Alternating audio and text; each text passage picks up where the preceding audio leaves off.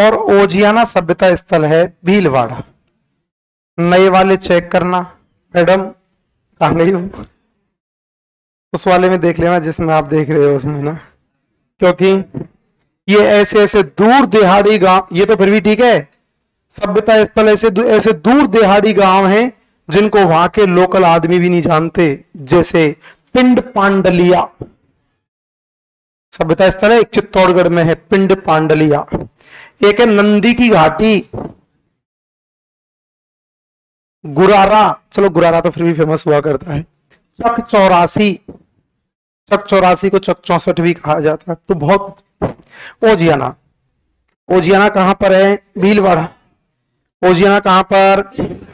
Oceania Bhilwara में हुआ करता है, और यहां पर उत्खनन कार्य पुरातत्व विभाग के द्वारा किया गया था। ओजियाना भीलवाड़ा में उत्खनन किसने किया था? पुरातत्व विभाग।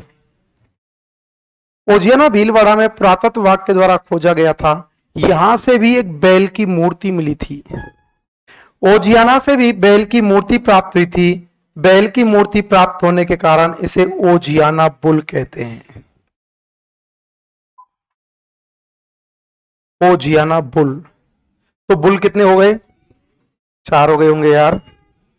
बनासियन बुल हुआ, बालाथल बुल हुआ, ओजियाना, हाँ 3 हुए। Oceania bull. बैल की मूर्ति, इसको चला देने यार।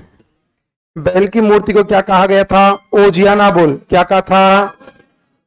और यहां से जो बैल की मूर्ति प्राप्त हुई थी उस पे सफेद रंग से धब्बे थे। बैल की जो मूर्ति प्राप्त हुई थी उस पर सफेद रंग से धब्बे।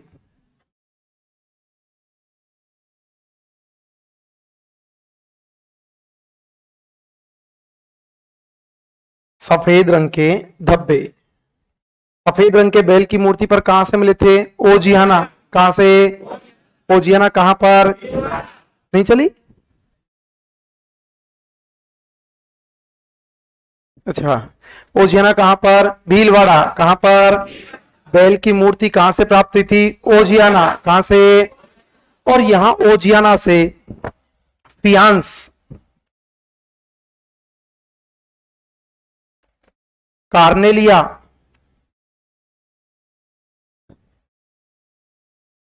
तथा पत्थर के मन के, मन के मतलब मोती, पत्थर के मन के,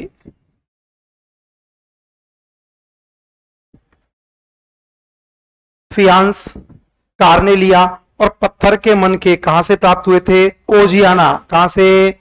ओजियाना कहां पर? भीलवाड़ा। कहां पर? उत्खनन किसने? पुरातत्व विभाग। उत्खनन किसने? बैल को क्या बोला था? Oceania bull. क्या बोला था? वो बुल कितने हो गए? 3। कितने? ओजियाना के लिए ऐसे भी कहा जाता है कि यहां से एक कंकाल मिला था, यहां से एक डेड बॉडी मिली थी, और डेड बॉडी के ऊपर ईंटों की चुनाई हो रखी थी। डेड बॉडी के ऊपर ईंटों की चुनाई थी, नीचे डेड बॉडी थी और ऊपर ईंटें थी। अब नीचे डेड बॉडी और ऊपर ईंट, तो इससे क्या पता चलता है? ऐसा लगता है कि यहां पे लोगों ने समाधि ली होगी, समाधि ली होगी, और समाधि ली थी और उसके ऊपर घर बना दिए गए। तो स्थानीय भाषा में कहा जाता है कि यहां के लोगों को समाधि की जानकारी हुआ करती थी। समाधि की जानकारी कौन से थे? ओजियाना। कौन सी? ओजियाना कहां पर थी? भीलवाड़ा। कहां पर? उत्खनन किसने? पुरातत्व विभाग। उत्खनन किसने? फियांस, कार्नेलिया, पत्थर के मन के कहां से मिले? ओजियाना। कहां से? बैल को क्या बोला? बुल। क्या बोला? तो नाम पड़ गया ओजियाना बुल। एक स्थान हुआ करता है जिसका नाम है गुरारा, और गुरारा हुआ करता है कहां पर? सीकर। गुरारा कहां पर? सीकर। चलो ये तो स्थान है, एक साथ याद करा दूंगा। एक स्थान है बागोर, पढ़ा दिया क्या? बागोर। और बागोर भी कहां पर है? भीलवाड़ा। बागोर कहां पर? भीलवाड़ा। कहा जाता है कि राजस्थान में पहली बार कृषि और पशुपालन के जो साक्ष्य प्राप्त हुए थे ना, वो कहां से हुए? बागोर। फियांस और कार्नेलिया स्थान है, देश हुआ करते। कार्नेलिया, कार्नेलिया देश का नाम सुना होगा, चंद्रगुप्त मौर्य के साथ में इनका जिक्र आया था, है ना। बागोर, बागोर हुआ करता है भीलवाड़ा। मैंने आपको कल बताया था शायद, कृषि, पशुपालन और आखेट बालाथल कहां से, और पशुपालन और आखेट सुनारी कहां से, जबकि कृषि और पशुपालन बागोर।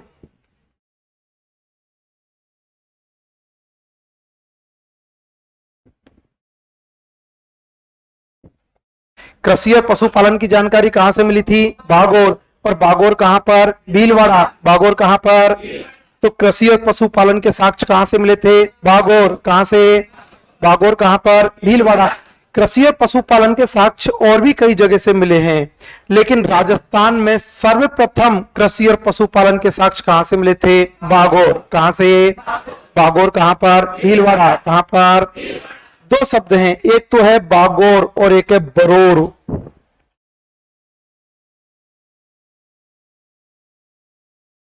एक तो है बागोर और एक है बरोर। बरोर है श्री गंगानगर। बरोर कहां पर, श्री गंगानगर। बरोर कहां पर, और यहां बरोर से बटन के समान मोहरें प्राप्त हुई थी। बटन के समान मोहरें,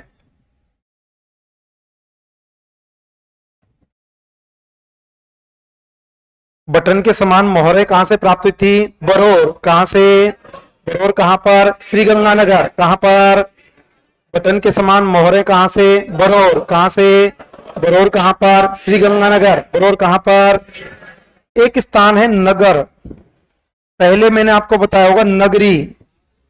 नगरी कहां पर, चित्तौड़गढ़। ये हुआ करता नगर, और नगर है टोंक। नगर कहां पर, टोंक। कहां पर, नगर का प्राचीन नाम था मालव नगर। प्राचीन नाम क्या था, मालव नगर। प्राचीन नाम था मालव नगर, और इसी का प्राचीन नाम था करकोटा।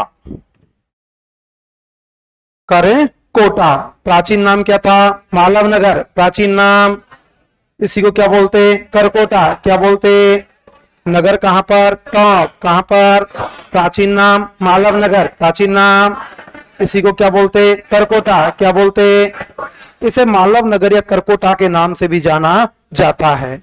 यहां से देवताओं की मूर्तियां मिली थी, सिक्के मिले थे। देखो टोंक तो सिक्के मिले ही है। टोंक में एक स्थान और भी पड़ा था, रेड। कहां पर, रेड भी कहां पर, टोंक। वहां से सर्वाधिक सिक्के, अब कंफ्यूजन की स्थिति पैदा होने लगी होगी तुम्हारे। रेड है टोंक, और रेड से भी सर्वाधिक सिक्के प्राप्त हुए थे। इस कारण से रेड को प्राचीन भारत का टाटा नगर कहा जाता है। मैं पर्टिकुलर जो एग्जाम की दृष्टि से फैक्ट है वो भी बता रहा हूं। इसके अलावा 100-150 क्वेश्चन और भी बन जाएंगे इनसे, क्योंकि एसआई का मामला है, कोई छोटी मोटी भर्ती होती जब तो ये है। इनसे एडिशनल भी लगभग 150 जो क्वेश्चन है वो मैं आपको वन लाइन दिला दूंगा यहां से, और एक पर्टिकुलर सभ्यताओं का टेस्ट ले लूंगा 101 क्वेश्चनों का। तो जब सभ्यताओं का टेस्ट हो जाएगा ना, तो फिर वो कंफ्यूजन की स्थितियां थोड़ी सी दूर हो जाएंगी। मुझे अभी टाइम नहीं मिल रहा, नहीं वरना मैं एक टेस्ट पेपर मेरे हिसाब से बनाना चाहता हूं, लेकिन बना दूंगा, है ना, करूंगा कोशिश, है ना, लेकिन आपके लिए दे दूंगा मैं। ऐसे टेस्ट नहीं बना पाया ना, तो वन लाइन क्वेश्चन लेके आपको हर टॉपिक के, प्रत्येक टॉपिक के लगभग, जैसे मैंने आपको चौहान पढ़ाई, आपके पास ऑब्जेक्टिव बुक तो ले ली होगी, नहीं ली, ले लो तो यार ऑब्जेक्टिव, तो कोई सी ले लो, कोई सी हो, मैं तो क्या नाम बोलूं, कोई सी हो, जो पुराने पेपरों की लेना। आदमी क्या खुद अपने हिसाब से बनाता है ना, तो वो नहीं, आप तो पुराने पेपरों को यदि निकाल दोगे ना, एक बार पुराने पेपरों को निकाल दो, और पुराने पेपरों की जो भी बुक हो उसको आप एक बार ले लीजिएगा, और पुराने पेपरों की बुक निकालना आप शुरू करो। कोई सी ले लो, बाजार में मिलती होंगी पुराने पेपरों के नाम से, मतलब अब तक विगत एग्जाम आए हुए क्वेश्चन, एग्जाम रिव्यू के नाम से कोई ना कोई बुक आ रही होगी, तो उनको करके देखो आप, उनको करके देखो, करोगे तो किसी में डाउट हो तो वो पूछना, समझ में नहीं आए तो पूछना, क्योंकि तुम जब करोगे, जब मेरा कोर्स पूरा हो जाएगा, मैं नहीं आऊंगा, तब आप करोगे, फिर क्या फायदा, किससे पूछोगे, मैं तुमको दिखूंगा ही नहीं, है ना, बुला तो लोगे, आ जाऊंगा, लेकिन एक दिन में तुमको याद नहीं रहेगा कौन कौन सा डाउट है हमको। मैं घर से जो काम सोच के निकलता हूं ना, वो शाम तक होता ही नहीं है, क्योंकि भूल जाता हूं। तो घर पहुंचते जब वापस आए तो याद आता और यार ये काम करना था। इसलिए अभी से करना शुरू करो, डाउट हो तो वो पूछोगे, तो हो सकता है उसके साथ में 2 चीज एक्स्ट्रा और भी मिल जाए तुमको, तो वो काम करो। नगर, देखो नगर सभ्यता स्थल है वो है टोंक। आजकल नगर तुमने खूब सुन रहे होंगे, नगर विधानसभा क्षेत्र है, ये नगर विधानसभा क्षेत्र नहीं है, वो नगर विधानसभा क्षेत्र वो है भरतपुर। और ये नगर का प्राचीन नाम क्या था? मालव नगर, इसको क्या बोलते? करकोटा। यहां से मालव जनपद के सिक्के मिले थे।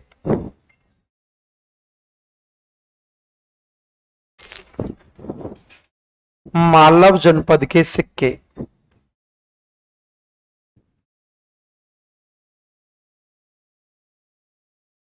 मालव जनपद के सिक्के, मालव जनपद के सिक्के कहां से मिले थे? नगर। नगर कहां पर? टोंक। यहां नगर से एक पात्र मिला था, पात्र मतलब बर्तन, एक पात्र मिला था जिस पात्र पर मानव और पशु दोनों की प्रतिमा एक साथ हुआ करती। प्रतिमा का मतलब फोटो। यहां से एक पात्र मिला था जिस पात्र पर मानव और पशु की फोटो एक साथ हुआ करती थी। मानव और पशु की फोटो एक साथ कहां से मिली थी? नगर। कहां से? यहां आपने नाम सुना होगा काम, कामदेव सुना है? रति, रति कामदेव का नाम नहीं सुना? इच्छाओं वाला हुआ करता है कामदेव। रति और कामदेव की मूर्ति मिली थी यहां से। रति और कामदेव की मूर्ति कहां से प्राप्त हुई थी? नगर। कहां से? यहां से लक्ष्मी मैया की मूर्ति प्राप्त हुई थी, और लक्ष्मी मैया कमल पर सवार थी। कमल पर सवार लक्ष्मी जी।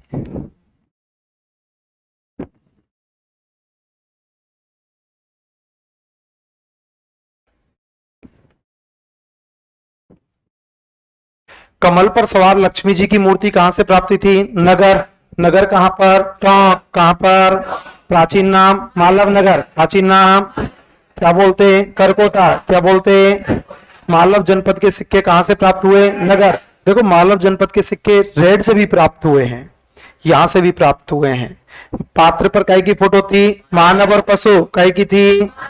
रति कामदेव की मूर्ति कहां से मिली? नगर। कहां से? कमल पर विराज लक्ष्मी जी, नगर। और यहां से गणेश जी की प्रतिमा प्राप्त हुई थी।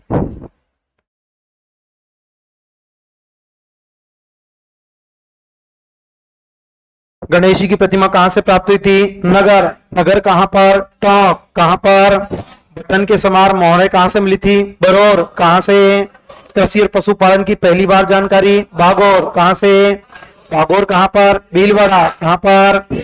ओजियाना कहां पर? भीलवाड़ा। बैल की मूर्ति को क्या बोला? ओजियाना बोल। क्या बोला? नगर कहां पर? टोंक। कहां पर? प्राचीन नाम मालव नगर, प्राचीन नाम क्या बोलते? करकोटा। क्या बोलते? मानव जनपद के सिक्के कहां से मिले? नगर। कहां से? मानव और पशु की एक साथ फोटो कहां से? नगर। कहां से? रति कामदेव की मूर्ति, नगर। कमल पर सवार लक्ष्मी जी, नगर। और गणेश जी की प्रतिमा कहां से? नगर। एक स्थान है जिसका नाम है नेनवा, या पहले देखते हैं जोधपुरा।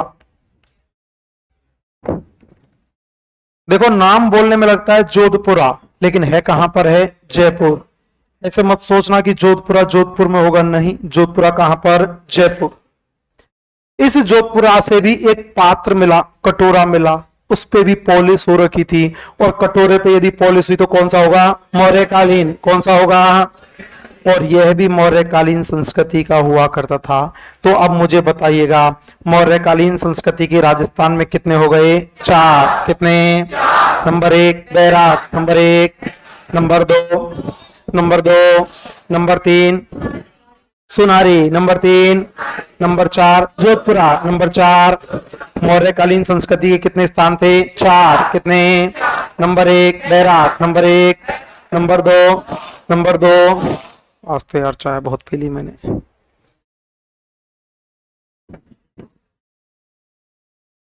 आज की कारण क्या हुआ कि मैं थोड़े से टाइम में कई जगह जा आया, अब जहां जाता हूं वहां चाय पिलाते हैं। और फिर मेरे को क्या है, यही रास आती है। कई लोग मैं, हाँ, कश्मीरी केवा ई का चीज है, प्लेग्राम से पीते हैं।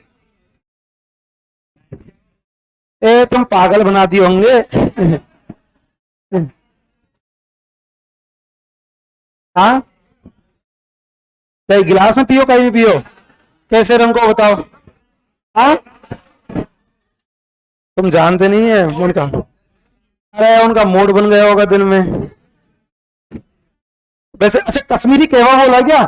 तो वही हुआ तो उसको, वो तो स्टाइल में बोल दिया तुम्हारे लिए। बाकी कश्मीर में ठंड बहुत पड़ती है, और ठंड को एक ही चीज भगा सकती है।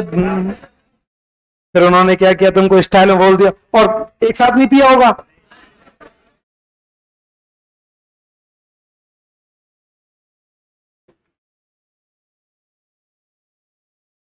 पानी यहां पे आके भी मिलाया, हार्ड हो गया होगा तो लगा, यहाँ पे आके टेस्ट किया होगा, हार्ड हो गया होगा तो पानी मिला लिया होगा। क्या बोल रहा है? तो बड़ा अनुभव है रे।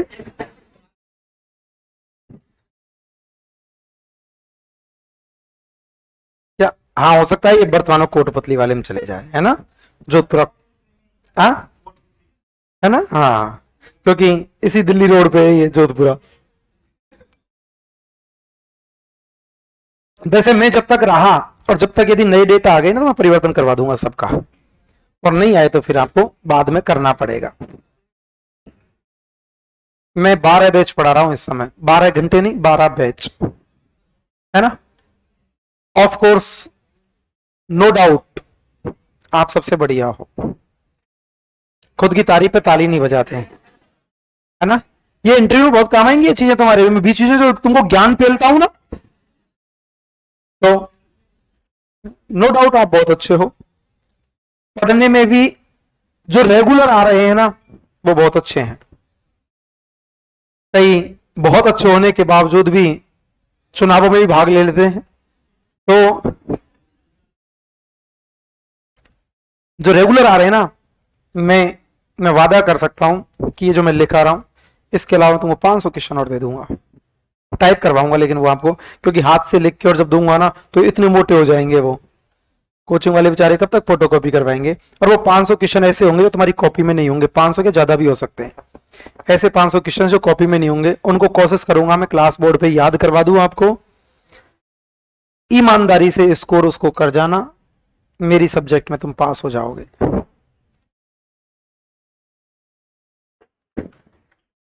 बाकी का तुम जानो, तुम्हारा काम जाने। गलत बोल रहा हूं?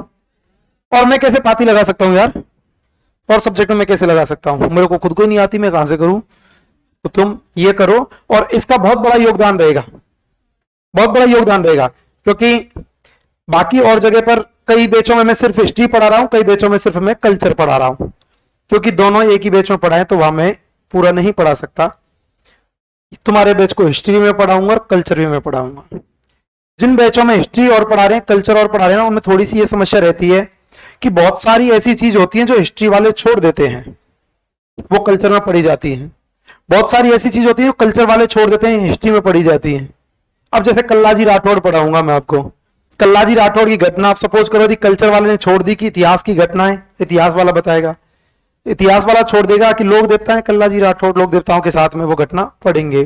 तो वहां पे बहुत सारी चीज ऐसी होती है जो असमंजस में होने के कारण दोनों तरफ से रह जाती हैं। गांव बोलते हैं सात मान को जो भूखो ही सो जाए, है ना, वो तो सोचे बाने खिला दी होगी और वो सोचे बाने खिला दी होगी। तो अब यहाँ पे मेरे को पता है कि मैंने इतिहास में कौन सी घटना सुनाई है और कल्चर में कौन सी सुनाई है, तो उसका भी हो सकता है आपको। ऑनलाइन वालों को पूछा मैडम, ये तो एप्लीकेशन पे डलवा दूंगा, वैसे मैं कोशिश करूंगा, लेकिन मैं कोशिश ये भी करूंगा नहीं भी डलवाऊं, क्योंकि मैं स्पेशली बैच पढ़ा रहा हूँ। और मैंने वहां पे भी बोला हुआ है कि तुम्हारे सारे बैचों में सबसे ज्यादा आगे जाएगा ये बैच। अब ऑनलाइन वाले तुमको क्या चाह रहे भाई, चलो डलवा देंगे। तो मौर्यकालीन, मौर्यकालीन कितनी हो गई? 4। कितनी? Number 1 Jodhpura, number 1 number 2 Bairat, number 2, number 3, number 3, number 4, number 4। तो यहाँ जोधपुरा से एक कटोरा मिला था, कटोरे के ऊपर पॉलिश हो रखी थी, पॉलिश होने के कारण माना, तू किस्तों में क्यों आता है, बढ़िया तैयारी से आता है, पॉलिश होने के कारण माना गया था कि यह मौर्यकालीन संस्कृति का अवशेष हुआ करता था। एक अपन पढ़ेंगे, आगे भी पढ़ेंगे इसको, तो 2-3 बार पढ़ेंगे। नैनवा, अभी आ रहा है नैनवा। नैनवा कहां पर, बूंदी, कहां पर, नैनवा बूंदी में हुआ करता है। इसको राजस्थानी चित्रकला पढ़ेंगे तभी भी पढ़ेंगे नैनवा, वहां पर ये पशु पक्षियों की चित्रकला के लिए प्रसिद्ध हुआ करता है। यहां नैनवा, और नैनवा से महिषासुर मर्दिनी की मूर्ति प्राप्त हुई थी। महिषासुर मर्दिनी, देखो महिषासुर मर्दिनी के साक्ष्य नगर से भी मिले हैं, देवी देवताओं का मामला था वहां पर, तो नगर से भी प्राप्त हुए हैं, और महिषासुर मर्दिनी की मूर्ति नैनवा से भी प्राप्त हुई है। नैनवा कहां पर है, बूंदी, कहां पर, एक सभ्यता स्थल है जिसका नाम है गरदरा। ये गरदरा आप किसान आंदोलनों में पढ़ेंगे, बूंदी किसान आंदोलन पढ़ेंगे ना, जब बूंदी किसान आंदोलन में 4 किसान पंचायतें गठित की गई थी, डावी, नैनवा, गरदरा और बूंदी, बरुंगन भी बोलते हैं बूंदी को, डावी, गरदरा, बरुंगन और नैनवा 4 पंचायतें भी थी, वह भी पढ़ेंगे। और गरदरा भी कहां पर, बूंदी।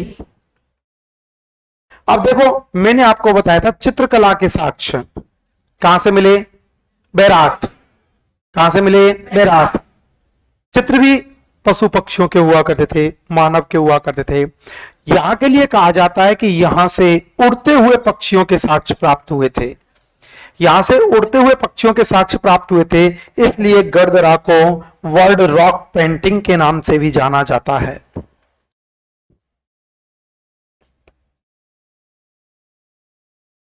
वर्ल्ड रॉक पेंटिंग कौन सा है, गरदरा, कौन सा, नैनवा कहां पर, बूंदी, कहां पर, महिषासुर मर्दिनी की मूर्ति कहां से, नैनवा, कहां से, नैनवा कहां पर, बूंदी, कहां पर, गरदरा, बूंदी, गरदरा। क्या बोलते, रॉक पेंटिंग, क्या बोलते, रॉक पेंटिंग किसको, गरदरा, किसको, गरदरा कहां पर, बूंदी, कहां पर, ओजियाना, भीलवाड़ा, ओजियाना, बेल को क्या बोला, ओजियाना बोल, क्या बोला, अलंकरण कैसे रंग से, सफेद रंग से, कैसे, फियांस कार्लेलिया पत्थर के मन के कहां से प्राप्त हुए, कहां से, बागोर कहां पर, भीलवाड़ा, कहां पर, पहली बार पशुपालन की जानकारी कहां से, बागोर, कहां से, बरोर कहां पर, श्री गंगानगर, बरोर कहां पर, बटन के समान मोहरे कहां से, बरोर, कहां से, नगर कहां पर, टॉप, नगर कहां पर, प्राचीन नाम, मालव नगर, प्राचीन नाम, क्या बोलते, करकोटा, क्या बोलते, मालव जनपद के सिक्के कहां से मिले, नगर, कहां से, मानव और पशु के पात्र पर चित्र कहां से, नगर, कहां से, प्रति कामदेव, नगर, कमल पर लक्ष्मी जी, नगर, गणेश जी, नगर, जोधपुरा कहां पर, जयपुर, कहां पर, कौन से समय का, मौर्यकालीन, कौन सा, नैनवा कहां पर, बूंदी, कहां पर, मूर्ति काय की, महिषासुर मर्दिनी, काय की, गरदरा कहां पर, बूंदी, कहां पर, एक हुआ करता है सौथी,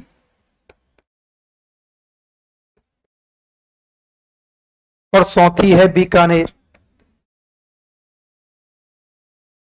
सौथी कहां पर, बीकानेर, सौथी कहां पर, सौथी में कालीबंगा के समान ही साक्ष्य प्राप्त हुए हैं, इसलिए सौथी को कालीबंगा प्रथम भी कहा जाता है।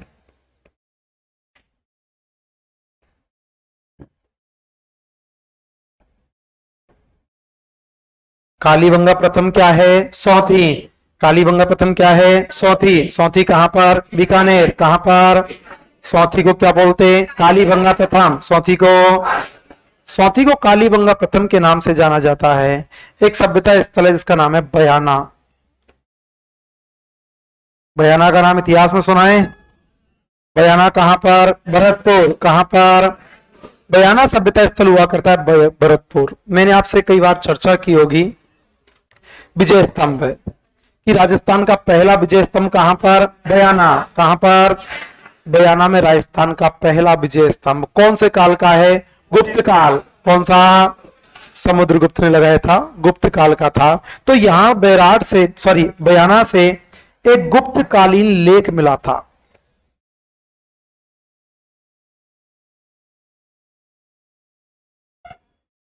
गुप्तकालीन लेख कहां से मिला था? बयाना। कहां से? बयाना कहां पर? भरतपुर। यह बयाना वर्तमान में यदि अपन बात करें तो वर्तमान में बयाना पान की खेती के लिए प्रसिद्ध है, लेकिन कहा जाता है कि उस समय यह नील की खेती के लिए प्रसिद्ध था। नील की खेती के लिए कौन सा स्थान था? बयाना। कौन सा? बयाना कहां पर? भरतपुर। कहां पर? गुप्तकालीन लेख कहां से मिला था? बयाना। कहां से? काई के लिए? नील की खेती। काई के लिए? वर्तमान में बात करें तो बयाना पान की खेती के लिए प्रसिद्ध हुआ करता है। पान की खेती के लिए कौन सा स्थान है? बयाना। कौन सा? बयाना कहां पर? भरतपुर। कहां पर? गुप्तकालीन लेख कहां से मिला? बयाना। कहां से? अब बहुत सारे स्थान ऐसे हुआ करते हैं जिनके आपको स्थान ध्यान रखना है, क्योंकि कई बार क्या होता है, सभ्यता स्थल दे दिया, 4 सभ्यता स्थल दे दिए, 4 जिले दे दिए, सुमेलित कीजिए कौन सा कहां पर हुआ करता है। तो एक स्थान है तरखान वाला, पुराने आंकड़ों के अनुसार है तरखान वाला, और तरखान वाला है श्री गंगानगर।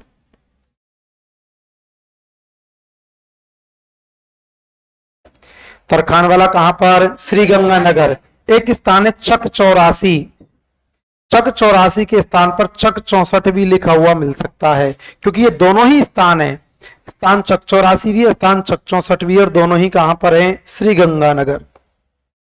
तरखान वाला कहां पर? श्री गंगानगर। तरखान वाला चक 84, श्री गंगानगर, चक 84। कालीबंगा कहां पर है? हनुमानगढ़। कालीबंगा कहां पर? हनुमानगढ़। कालीबंगा। एक स्थान है पीलीबंगा,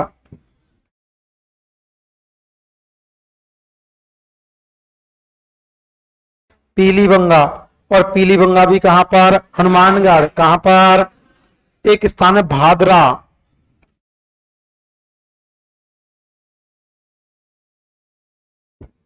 भादरा, और भादरा भी कहां पर? हनुमानगढ़। कहां पर? कालीबंगा, हनुमानगढ़, कालीबंगा, पीलीबंगा, हनुमानगढ़, पीलीबंगा। एक स्थान हुआ करता है सौथी, कहां पर है? बीकानेर। सौथी, सौथी बीकानेर। एक है पुंगल, पुंगल कहां पर? बीकानेर। कहां पर? मैंने आपको पद्मनी पढ़ाई होगी, कहां की राजकुमारी? सिंगलदीप। कहां की? लेकिन रख ले नीचे। लेकिन ख्यातों के अनुसार कौन से प्रदेश की? पुंगल प्रदेश। पद्मनी सिंगल द्वीप की राजकुमारी थी, लेकिन ख्यातों के अनुसार कहां की थी? पुंगल प्रदेश। सौथी कहां पर? बीकानेर। सौथी, पुंगल, बीकानेर, पुंगल। डाडाथोरा, डाडाथोरा कहां पर? बीकानेर। कहां पर? एक स्थान है लोद्रवा, लोद्रवा है जैसलमेर। लोद्रवा कहां पर? जैसलमेर। लोद्रवा। एक है ओला, ओला कहां पर? जैसलमेर। ओला कहां पर? एक है कुड़ा, और कुड़ा भी कहां पर? जैसलमेर। कहां पर? सौथी, बीकानेर। सौथी, पुंगल, बीकानेर, पुंगल। डाडाथोरा, डाडाथोरा, लोद्रवा, जैसलमेर, लोद्रवा। ओला, जैसलमेर, ओला। कुड़ा, जैसलमेर, कुड़ा। एक स्थान है मंडोर,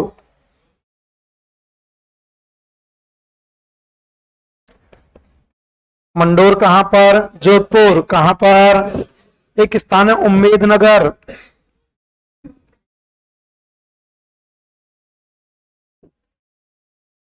उम्मेदनगर कहां पर? जोधपुर। कहां पर? मंडोर, जोधपुर, मंडोर, उम्मेदनगर, जोधपुर, उम्मेदनगर। लोद्रवा, जैसलमेर, लोद्रवा। ओला, जैसलमेर, ओला। कुड़ा, जैसलमेर, कुड़ा। मंडोर, जोधपुर, मंडोर। उम्मेदनगर, जोधपुर, उम्मेदनगर। एक स्थान हुआ करता है बल्लभ नगर, कहां पर है? उदयपुर।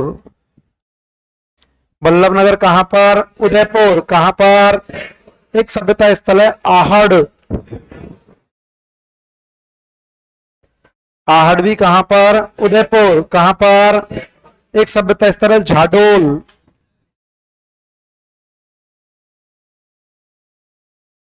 देख लेना सलूम्बर में जाए तो ये ना, झाडोल तहसील हुआ करती है एक उदयपुर में, तो परिवर्तन में देख लेना इसको। बल्लभ नगर कहां पर? उदयपुर। कहां पर? आहड़ उदयपुर। आहड़। झाडोल उदयपुर। झाडोल। एक स्थान है पिंड पांडलिया।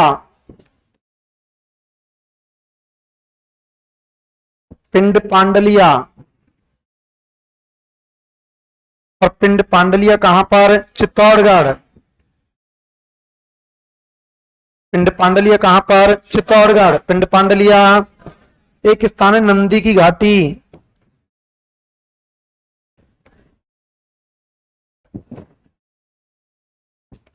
नंदी की घाटी कहां पर? चित्तौड़गढ़। कहां पर? पिंड पांडलिया चित्तौड़गढ़। पिंड पांडलिया। नंदी की घाटी चित्तौड़गढ़। नंदी घाटी। एक स्थान है बागोर। बागोर कहां पर? भीलवाड़ा। कहां पर? एक स्थान है ओजियाना।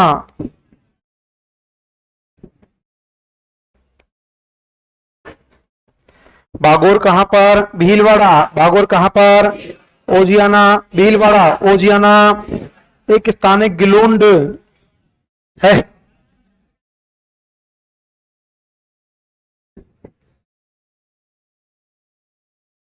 गिलोंड कहां पर? राजसमंद। कहां पर? और गिलोंड सुर्ख लाल रंग की मेहंदी के लिए प्रसिद्ध हुआ करता है।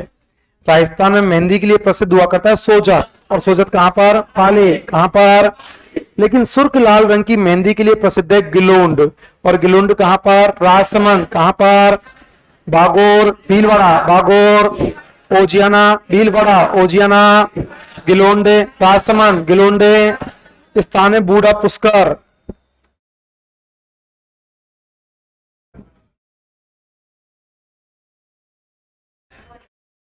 और बूढ़ा पुष्कर कहां पर? अजमेर। कहां पर? बूढ़ा पुष्कर कहां पर? अजमेर। कहां पर? स्थान है रेड। रेड कहां पर? टोंक। रेड कहां पर? नगर। नगर कहां पर? टोंक। रेड कहां पर? टोंक। नगर कहां पर? टोंक। एक है नेनवा। नेनवा कहां पर? बूंदी। कहां पर? एक है गड़दरा।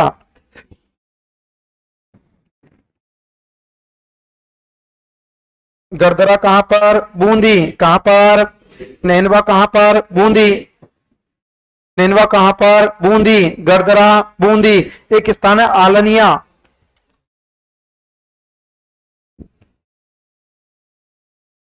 आलनिया है कोटा। आलनिया कहां पर? कोटा। आलनिया। एक है तापटिया। तापटिया कहां पर? कोटा। तापटिया। आलनिया। कोटा। आलनिया। तापटिया। कोटा। तापटिया। एक है चंद्रावती। ध्यान रखना चंद्रावती सेम दो स्थान हुआ करते हैं, एक तो सिरोही है और एक झालावाड़ है।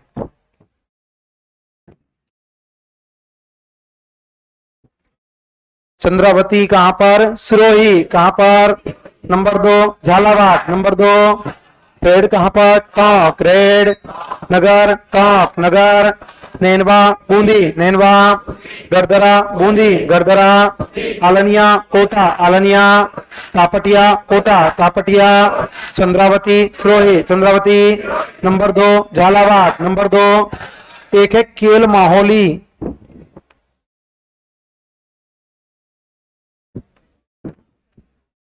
केल माहौली सवाई माधोपुर।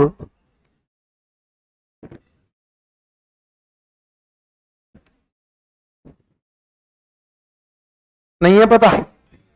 केल माहौली सवाई माधोपुर। केल माहौली। एक स्थान है वैर।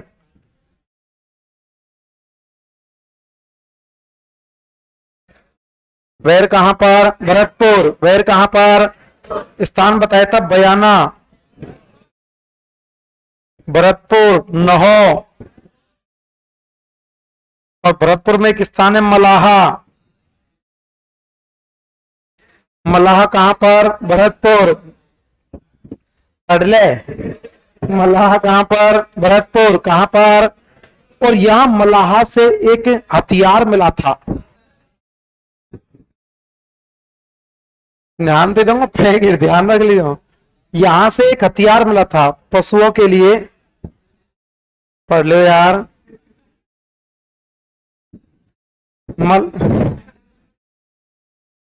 यहां से एक हथियार मिला था पशु वध करने के लिए, पशुओं के शिकार के लिए, जिस हथियार का नाम था हारमोन।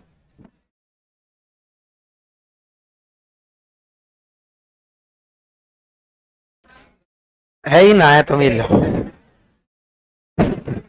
वैर कहां पर? भरतपुर। वैर कहां पर? बयाना, भरतपुर, बयाना, नहो, भरतपुर, नहो, नहो। एक हुआ करता है गुरारा,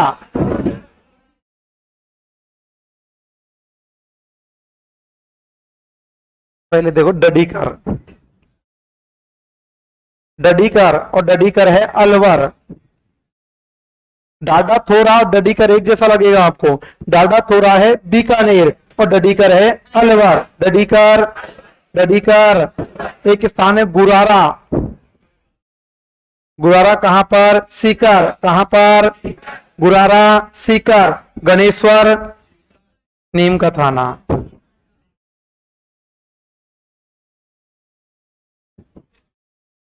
गणेश्वर कहां पर? नीम का थाना। गणेश्वर कहां पर? गुरारा कहां पर? सीकर। गुरारा। एक स्थान है सुनारी, सीकर नहीं है, झुंझुनू है यार।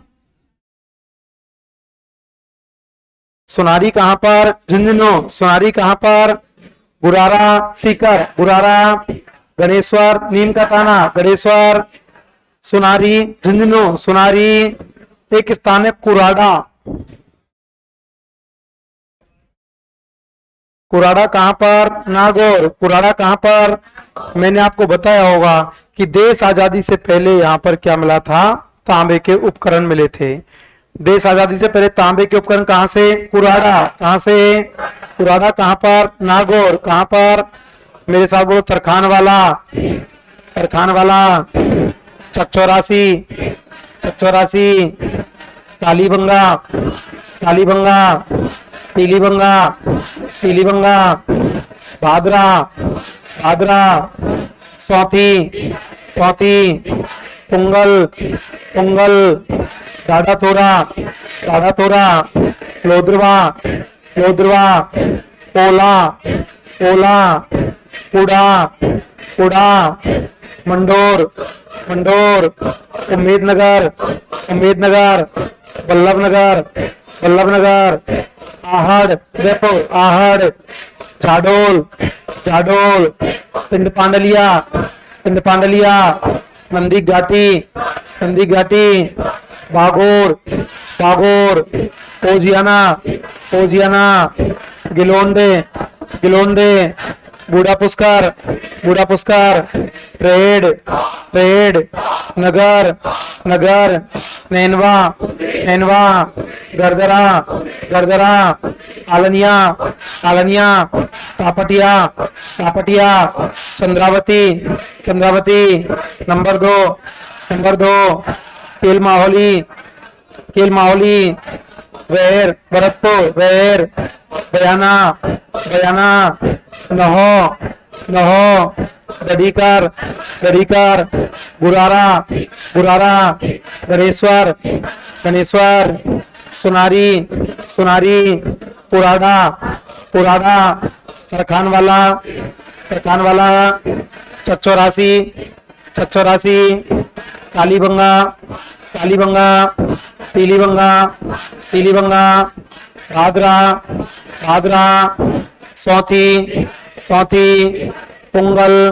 पुंगल, डाडा थोरा, डाडा थोरा, लोद्रवा, लोद्रवा, पोला, पोला, पुड़ा, उड़ा, मंदोर, मंदोर, उम्मेदनगर, उम्मेदनगर, बल्लभनगर, बल्लभनगर, आहड़, आहड़, जाडोल, जाडोल, पिंड पांडलिया, पिंड पांडलिया, नंदी घाटी, नंदी घाटी, बागोर, बागोर, ओजियाना, ओजियाना, गिलोंडे, गिलोंडे, बूढ़ा पुस्कार, बूढ़ा पुस्कार, रेड, रेड, नगर, नगर, नैनवा, नैनवा, गरदरा, गरदरा, आलनिया, आलनिया, तापटिया, तापटिया, चंद्रावती, चंद्रावती, केल माहौली, केल माहौली, वेर, भरतपुर, वेर,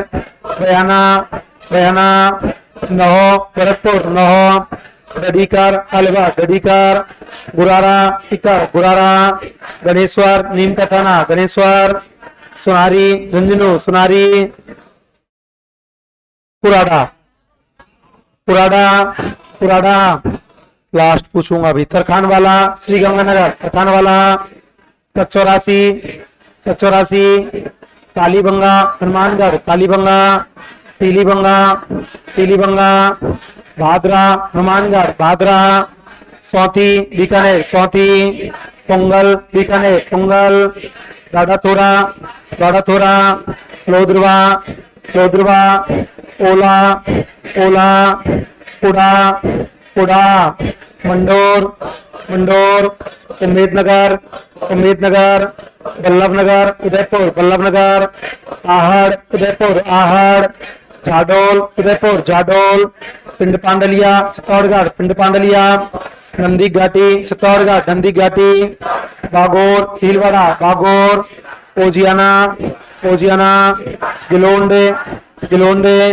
बूढ़ा पुस्कार, बूढ़ा पुस्कार, रेड, टॉक, रेड, नगर, टॉक, नगर, नैनवा, नैनवा, गरदरा, गरदरा, आलनिया, आलनिया, तापटिया, तापटिया, चंद्रावती, चंद्रावती, केल माहौली, सवाई माधोपुर, केल माहौली, वेर, भरतपुर, वेर, बयाना, भरतपुर, बयाना, नहो, भरतपुर, नहो, गडीकर, गडीकर, गुरारा, गुरारा, गुरारा, गुरारा, गणेश्वर, नीम का थाना, गणेश्वर, सुनारी, सुनारी, कुराडा, कुराडा,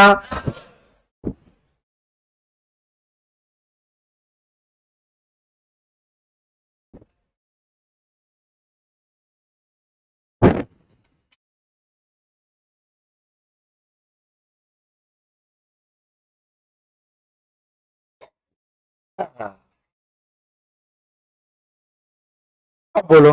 तरखान वाला, तरखान वाला, चौरासी, चौरासी, कालीबंगा, कालीबंगा, पीलीबंगा, पीलीबंगा, भादरा, भादरा, सौती, सौती, पोंगल, पोंगल, डाडाथोरा, डाडाथोरा, लोद्रवा, लोद्रवा, ओला, लोद्रवा बीकानेर है, ओला, जैसलमेर, ओला, पुड़ा, पुड़ा, मंडोर, मंडोर, उम्मेदनगर, उम्मेदनगर, बल्लभनगर, बल्लभनगर, आहड़, आहड़, जाडोल, जाडोल, पिंड पांडलिया, पिंड पांडलिया, नंदी घाटी, नंदी घाटी, बागोर, बागोर, ओजियाना, ओजियाना, गिलोंडे, गिलोंडे,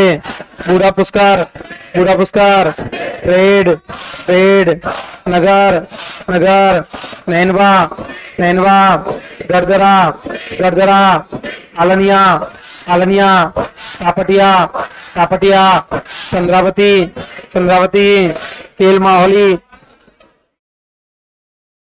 मैं नहीं पूछूं, मेरी मर्जी। बोल रही है झालावाड़, इधर बगल में झालावाड़ था। केल माहौली, सवाई माधोपुर, केल माहौली, वेर, वेर, बयाना, बयाना, नहो, नहो, नहो, गडीकर, गडीकर, गुरारा, गुरारा, गणेश्वर, गणेश्वर, सुनारी, सुनारी, पुराड़ा, पुराड़ा, ये आपके प्रमुख सभ्यता स्थल थे। क्या रंग महल हनुमानगढ़ में है। ऐसे 2-3 स्थान है, रंग महल है, नखलियासर है जयपुर में है, नखलियासर सांभर में हुआ करता है, जोधपुरा में बता चुका हूं आपको। ये सभ्यता स्थल आपको ध्यान रखने पड़ेंगे। मेरा मन है कि आज ने लिखा के कल लिखा दूं इनको, क्योंकि यदि सोमवार को एक बार वापस लिखोगे तो मैं एक बार वापस भी रिपीट करवा दूंगा, तो हमेशा हमेशा के लिए सेव हो जाएंगे आपको। तो बात करते, चलो तुमको एक स्टोरी सुनाता हूं। हाँ सर, हाँ सर, ना सुना रहे हो, ताली बजा रहे हो। शुरुआत करते हैं मॉडर्न हिस्ट्री। और राजस्थान में इतनी सी है ये, लोग कह इतनी सी हो गई। राजस्थान में मॉडर्न हिस्ट्री के 4 टॉपिक है तुम्हारे, सॉरी 5। पहला 1857 की क्रांति, किसान आंदोलन, जनजातीय आंदोलन, प्रजामंडल आंदोलन और राजस्थान का एकीकरण। क्या हो गया? गरम तो बढ़िया रहता है। तो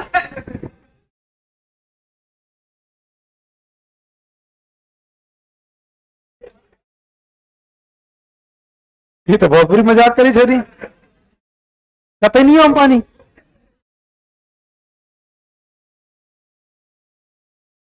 मोजार को डुक दे दो पीछे से, डुक समझो, डुक घूसा पंच। चलो आइएगा।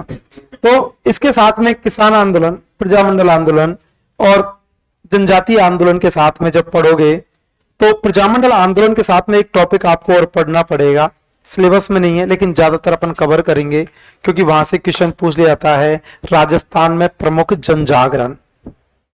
यदि प्रजामंडल की सीधी सीधी बात करें तो प्रजामंडल में कुछ है ही नहीं। प्रजामंडल में तो कौन सा प्रजामंडल की स्थापना कब हुई, कहां हुई, किसने की, साथ ही कौन कौन सदस्य थे। लेकिन इनमें कार्यरत बहुत सारी संस्थाएं थीं। राजस्थान सेवा संघ ने साथ दिया था, मरुधर हितकारिणी सभा ने साथ दिया था, राजपूताना मध्य भारत सभा ने साथ दिया था, विद्या प्रचारणी सभा ने साथ दिया था। तो ये सारी की सारी संस्थाएं भी पढ़नी है क्योंकि संस्थाओं से संबंधित कोई भी पत्रिका पूछ ली जाती है, पत्र पूछ लिया जाता है, व्यक्ति विशेष पूछ लिया जाता है, अरे संस्था भी पूछ ली जाती है कि संस्था की स्थापना कब हुई थी। दूसरी बात कि सन को छोड़ दें, सन में थोड़ा सा पिछली बार चोट हो गई थी, चोट ये हुई थी, क्वेश्चन पूछा गया था राजपूताना मध्य भारत सभा की स्थापना कब हुई थी। ये क्वेश्चन दूसरी बार आया है। इससे पहले ये सेकंड गेट टीचर में आया था, तब आंसर माना था 1919, तब 1919 माना था। और अब ये आ गया था वीडियो में और वहां आंसर मान लिया 1918। तो कई जगह ऐसी हो जाती है, तो वो भी ध्यान रखना पड़ेगा। इनमें सबसे पहले अपन ने की थी इन जो क्रांति, आंदोलन, प्रजामंडल, जनजाति एकीकरण, सबसे पहले हुआ था क्रांति। सबसे पहले क्रांति। अब क्रांति की अपन बात करेंगे, मैं आपको राजस्थान से संबंधी पढ़ाऊंगा, इंडिया से संबंधी भी आपके सिलेबस में है, इंडियन हिस्ट्री वाले सर पढ़ाएंगे वो आपको। तो राजस्थान में 1857 की क्रांति।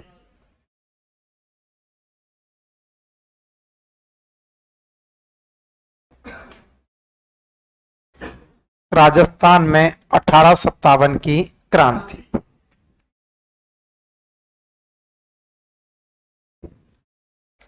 अब सबसे पहले बात यह आती है कि किस प्रकार से क्रांति हुई, क्यों हुई थी, कैसे कैसे इसकी नींव रखी गई थी, क्या क्या ऐसा किया था जिस वजह से क्रांति हुई थी।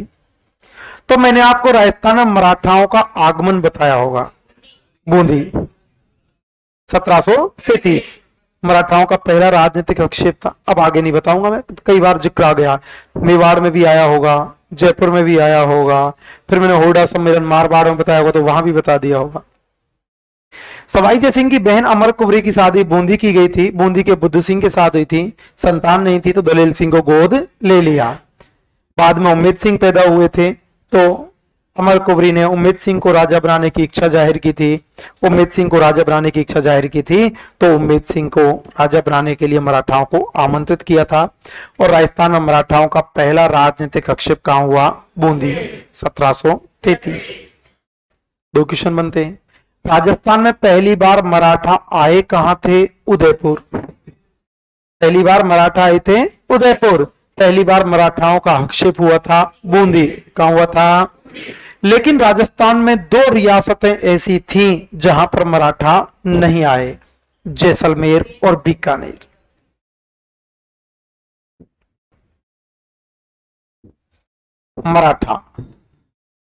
मराठाओं का पहला राजनीतिक हस्तक्षेप।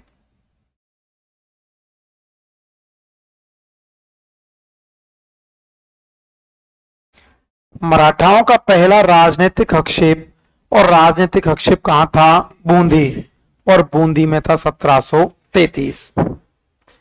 मराठाओं का पहला राजनीतिक हस्तक्षेप कहां पर? बूंदी। कंटिन्यू चलेगी क्लास। बूंदी में हुआ था। दो रियासतों में मराठा नहीं आए थे। नंबर 1 था जैसलमेर और नंबर 2 था बीकानेर। दो रियासतों में मराठाओं का प्रवेश नहीं हुआ था। नंबर 1 कौन सी? Jaisalmer. Number 1 Jaisalmer, number 2 Bikaner. Number 2, दो रियासतों में मराठा नहीं।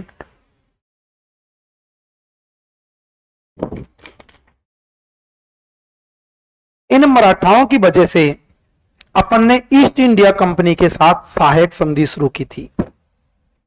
मराठाओं की वजह से अपन ने ईस्ट इंडिया कंपनी के साथ सहायक संधि।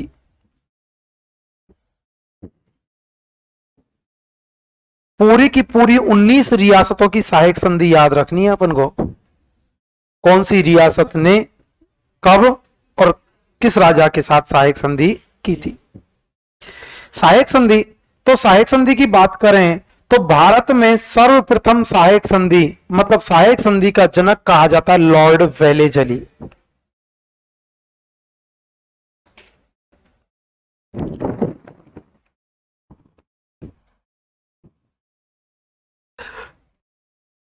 भारत में सहायक संधि का जनक कहा गया है लॉर्ड वेलेजली। ध्यान रखना, भारत में सहायक संधि के जनक हुआ करते थे लॉर्ड वेलेजली, लेकिन राजस्थान में सर्वाधिक सहायक संधि करवाने वाला अंग्रेज अधिकारी है चार्ल्स मैटकॉफ।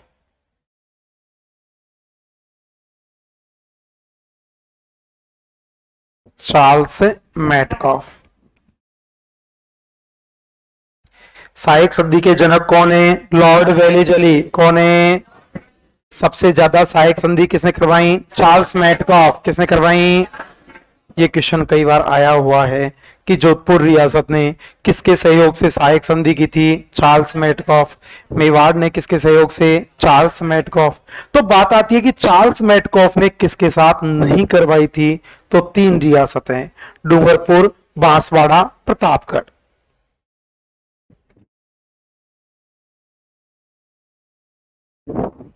डूंगरपुर, बांसवाड़ा और Pratapgarh.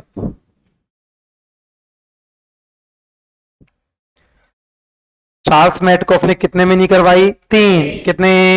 Number 1 Dungarpur, number 1, number 2 Banswara, number 2, number 3 Pratapgarh, number 3। तो बात ये आती है डूंगरपुर, बांसवाड़ा, प्रतापगढ़ में किसने करवाई थी? तो अंग्रेज अधिकारी था मांटम।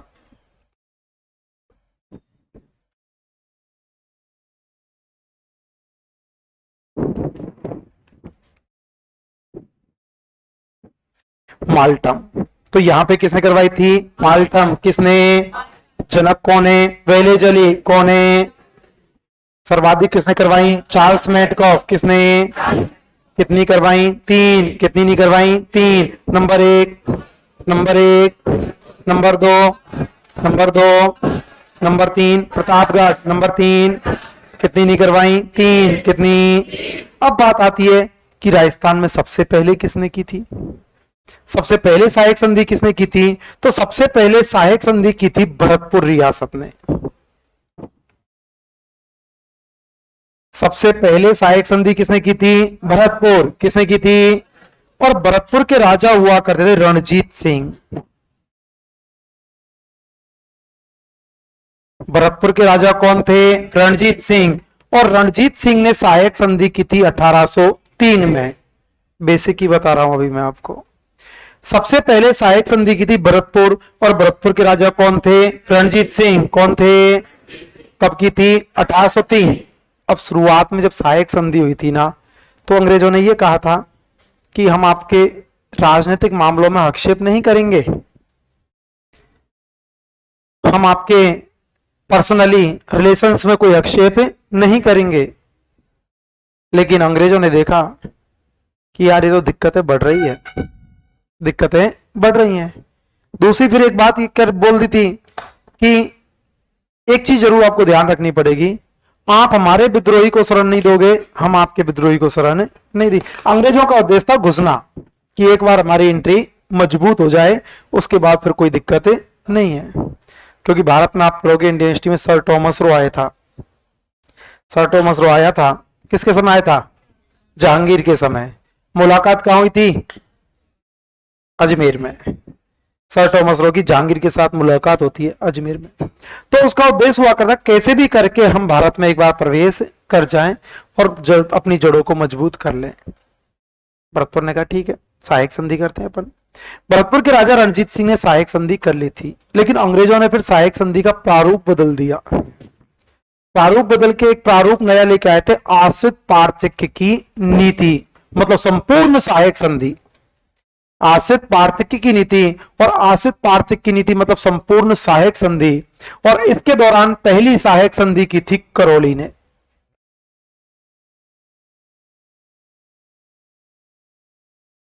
पहली सहायक संधि किसने की? करौली।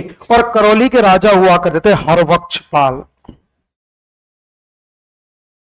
करौली के राजा कौन थे? हरबख्शपाल। और हरबख्शपाल ने की थी 1817। सर हमसे क्वेश्चन पूछ लिया गया तो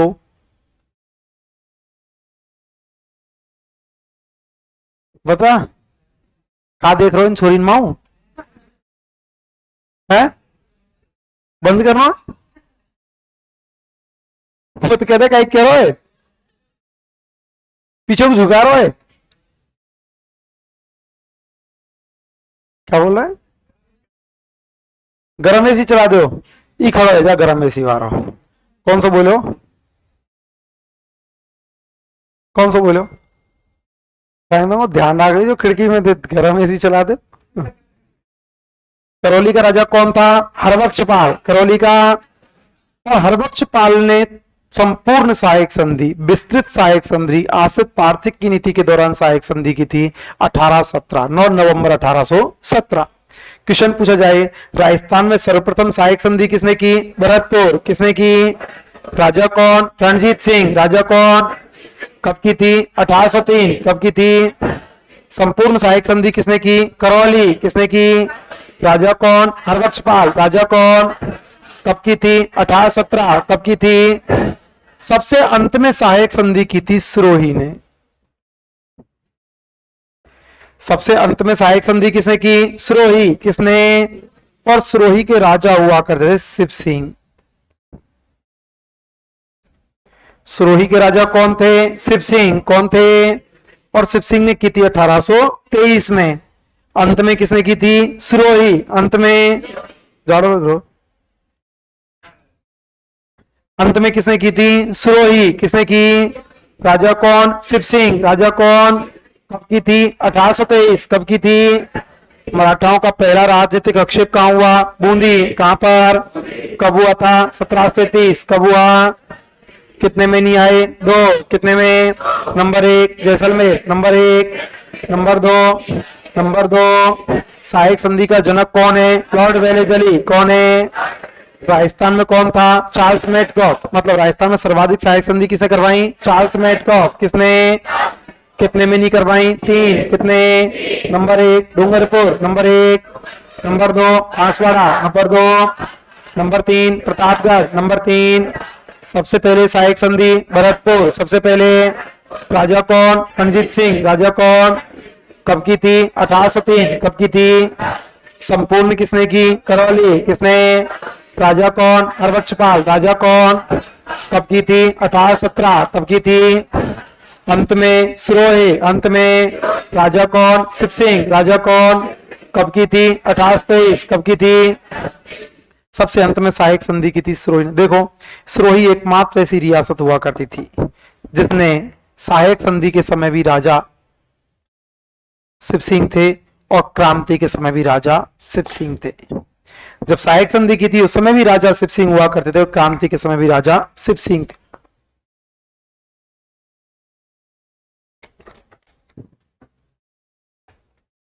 अब बात यह आती है कि क्रांति हुई क्यों थी?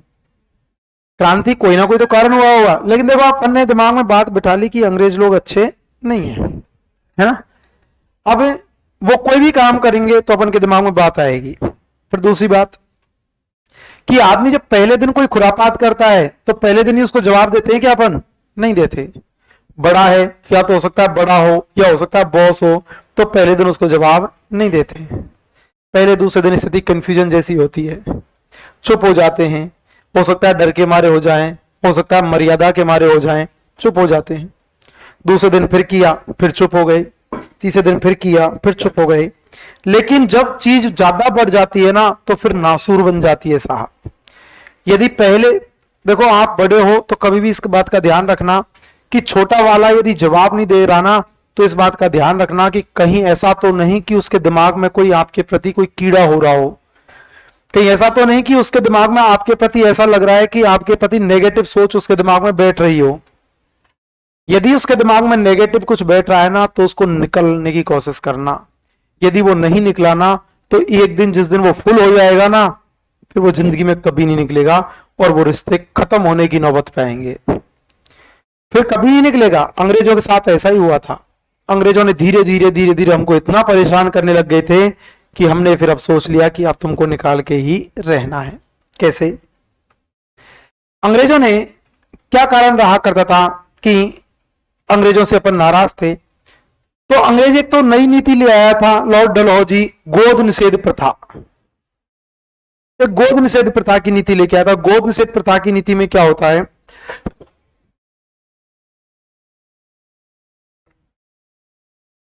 गोद निषेध प्रथा,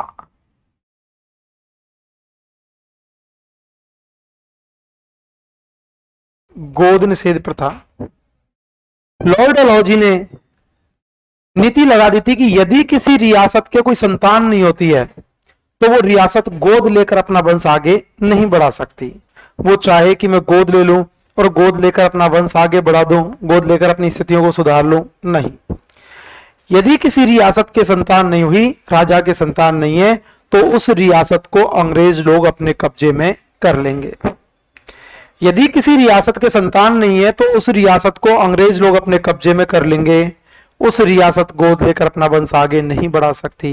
जैसे आपने नाम सुना होगा टोपी वाले भैया, नहीं गंदी बात समझ रहा है तू, है ना। यदि जैसे आपने नाम सुना होगा लक्ष्मीबाई, है ना, झांसी की रानी लक्ष्मीबाई, वो इसी प्रथा के खिलाफ हुआ करती थी क्रांति के साथ में। तो गोद निषेध प्रथा ले आए थे।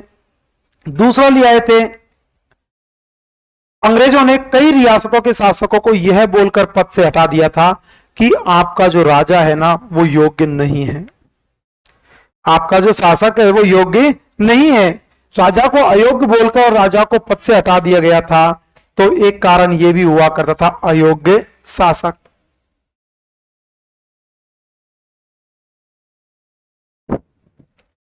एक कारण तो क्या था? गोद निषेध प्रथा।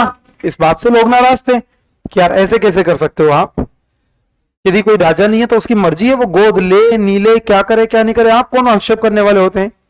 दूसरा, कई शासकों को तो यही बोलकर हटा दिया गया था कि तुम्हारा राजा योग्य नहीं है, और ऐसा बोलकर उन्हें पद से हटा दिया गया। तीसरा कारण हुआ करता था कि अंग्रेजों ने घोषणा कर दी थी क्रांति के समय, आपने पढ़ा होगा 1857 की क्रांति के समय लाल किले का शासक था बहादुर शाह जफर। दिल्ली का शासक था बहादुर शाह जफर। अंग्रेजों ने कई लोगों को यह बोलकर घोषणा कर दी थी कि जब तक लाल किले का शासक बहादुर शाह जफर है तब तक तो ठीक है, जब तक लाल किले का शासक बहादुर शाह जफर है तब तक तो ठीक है, लेकिन जैसे ही बहादुर शाह जफर की मृत्यु होगी अंग्रेज लोग लाल किले को अपने कब्जे में कर लेंगे। जैसे ही बहादुर शाह जफर की मृत्यु होगी अंग्रेज लोग लाल किले को अपने पास ले लेंगे। किसानों ने कहा ऐसे कैसे ले लेंगे आप लोग, क्योंकि राजा के प्रति पहले बहुत वफादारी हुआ करती थी। राजा के चक्कर में तो आपने देखा होगा चंदन को गौरादाय ने बलिदान दे दिया था, त्याग दे दिया था राजपुत्र के लिए, तो राजा के लिए बहुत बड़ा त्याग हुआ करता था। और जब कहा गया था कि लाल किले को अंग्रेज लोग अपने कब्जे में कर लेंगे तो इस बात से जनता नाराज थी। उन्होंने कहा लाल किले को कैसे आप अपने कब्जे में करोगे, नहीं करने देंगे। और एक कारण और क्या बन गया था, लाल किला। पहला एक कारण तो क्या था, गोद निषेध प्रथा, क्या था, दूसरा कारण अयोग्य शासक, दूसरा कारण, तीसरा कारण लाल किला, तीसरा कारण।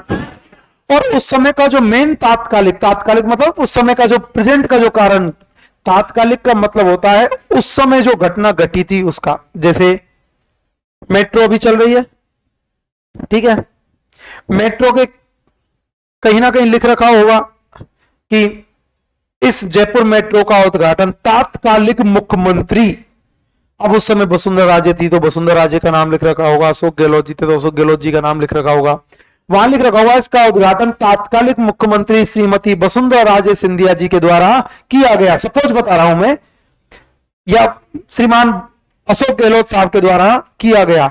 उसका मतलब हो गया उस समय जो मुख्यमंत्री था जिसने इसकी शुरुआत की थी तो वो एक तात्कालिक मुख्यमंत्री था। नहीं आया समझ में? उस समय जिस समय उद्घाटन हुआ था उस समय तात्कालिक, देखो किसी भी विरासत की या किसी भी चीज का उद्घाटन हुआ है ना, तो जिसने उद्घाटन किया उसके सामने आपको हमेशा देखना तात्कालिक लिखा हुआ मिलेगा। तात्कालिक मतलब उस समय जो हुआ करता था। तो जब क्रांति हुई थी तो क्रांति से ही थोड़े दिन पहले, जस्ट पहले, अंग्रेजों ने एक नई बंदूक ले आए थे। बंदूक का नाम था एनफील्ड। एक नई राइफल लेके आए थे जिसका नाम था एनफील्ड राइफल।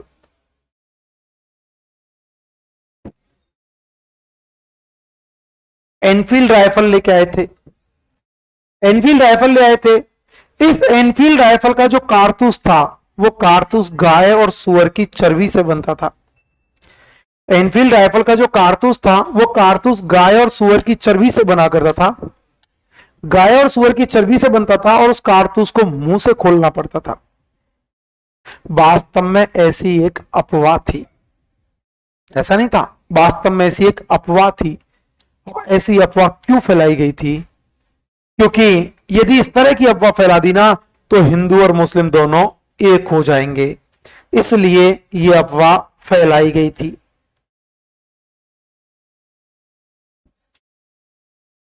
काम में से जागो, ऐसी एक अफवाह फैलाई गई थी। अब बात आती है ऐसी अफवाह क्यों फैलाई गई थी? ऐसी अफवाह फैलाने की वजह से हिंदू और मुस्लिम दोनों एक हो गए थे। ऐसा क्यों? हिंदू लोग नॉनवेज खा लेते हैं लेकिन गाय का नहीं खाते। जब बात आई थी ना कि गाय की चर्बी से बनता है तो हिंदू लोगों ने मना कर दिया कि हम इसे मुंह से नहीं खोलेंगे। मुस्लिम लोग नॉनवेज खा लेते हैं लेकिन सुअर का नहीं खाते। जब बात सुअर की आई तो मुस्लिमों ने मना कर दिया कि हम इसे मुंह से नहीं खोलेंगे। मौका मिल गया, हिंदू और मुस्लिम दोनों एक हो गए। बताओ कितनी इंटेलिजेंसी से काम लिया, दोनों को एक करना था। तो उस समय का सबसे प्रेजेंट का जो कारण हुआ करता, क्वेश्चन पूछा जाता है एग्जाम में, 1857 की क्रांति का सबसे प्रमुख तात्कालिक कारण क्या था? Enfield rifle. तात्कालिक कारण क्या था? इस एनफील्ड राइफल का कारतूस था, जो कारतूस गाय और सुअर की चर्बी से बनता था। उस कारतूस को मुंह से खोलना पड़ता था। इस बात से जनता नाराज थी और जनता इसके खिलाफ हो गई थी। तो बात यह आती है कि ये एनफील्ड राइफल तो उस समय ताजा ताजा आई थी, मतलब नई नई आई थी। तो क्या उस किसान सैनिकों के पास उससे पहले कोई राइफल नहीं थी? थी। कौन सी? Brown brace.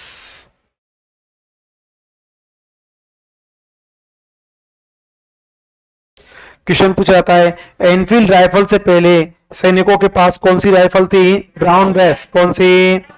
तो क्रांति का तात्कालिक कारण क्या था? एनफील्ड राइफल, तात्कालिक कारण। और कौन सा? गोद निषेध प्रथा।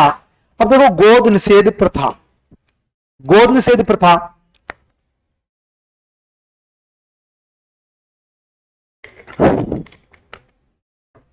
गोद निषेध प्रथा में अंग्रेज लोग जिस रियासत के राजा के संतान नहीं थी उस रियासत से रियासत को छीन रहे थे। छीन नहीं रहे थे क्या? हाँ करो, छीन रहे थे। छीनने को गांव बोलते हैं हड़पना। अरे बोलते नहीं, अब बोलते अरे बाने बाकी जमीन हड़प लाई, उसने उसकी जमीन छीन ली, तो छीनने को बोलते हैं हड़पना। इस कारण से गोद निषेध प्रथा के स्थान पर आपको लिखा हुआ मिल सकता है हड़प नीति। क्या लिखा हुआ मिल सकता है? हड़प नीति। क्योंकि गोद निषेध प्रथा को क्या बोलते हैं? हड़प नीति। कई राजाओं को यह बोलकर पद से हटाया गया था कि यहां का राजा कैसा है? अयोग्य। राजा अयोग्य है, राजा शासन अच्छे से नहीं कर पा रहा, राजा शासन बुरी तरीके से कर रहा है। यही मतलब हुआ ना कि यहाँ का राजा अयोग्य है, मतलब वो शासन अच्छे से नहीं कर पा रहा, मतलब वो शासन बुरी तरीके से कर रहा है। बुरे को बोलते हैं कु। बुरे को क्या बोलते हैं? कु। कई बार नहीं बोलता बुरा बेटा कुपुत्र, अच्छा बेटा सुपुत्र। शासन अच्छे से नहीं कर पा रहा मतलब शासन बुरा कर रहा है, बुरे को बोलते हैं कु। शासन को मतलब शासन, सत्ता को बोलते हैं शासन। इस कारण से अयोग्य शासक के स्थान पर आपको लिखा हुआ मिल सकता है कुशासन। समझ में आ गया? अयोग्य शासक के स्थान पर क्या लिखा हुआ मिल सकता है? कुशासन। क्या लिखा हुआ मिलेगा? और गोद निषेध प्रथा के स्थान पर हड़प नीति क्या मिलेगा? तो पहला कारण गोद निषेध प्रथा, पहला कारण। दूसरा कारण, दूसरा कारण, तीसरा कारण लाल किला, तीसरा कारण तात्कालिक कारण, तात्कालिक कारण कारतूस काय से बनता? गाय और सुअर। कैसे? एनफील्ड राइफल से पहले कौन सी? Brown base. कुटकी कौन सी? Brown base. कौन सी? तो अब बात ये आती है कि क्रांति की शुरुआत कैसे हुई थी, क्या क्या योजनाएं थी, किस किस प्रकार से योजनाएं बनाई गई थी। तो सबसे पहले क्रांति का प्रतीक चिन्ह निर्धारित किया गया था और प्रतीक चिन्ह था कमल का फूल और चपाती।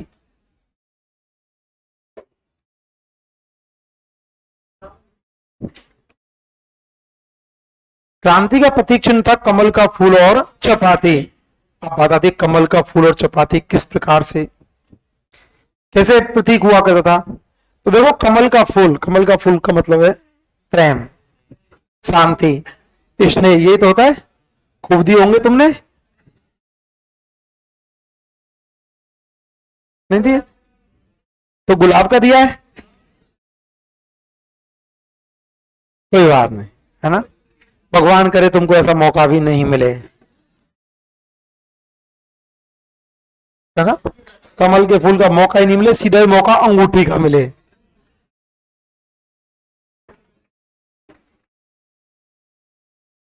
क्या इका बोल, ये छोरी बहुत खतरनाक है। मेरी सौगंध का कच्ची ना बोली।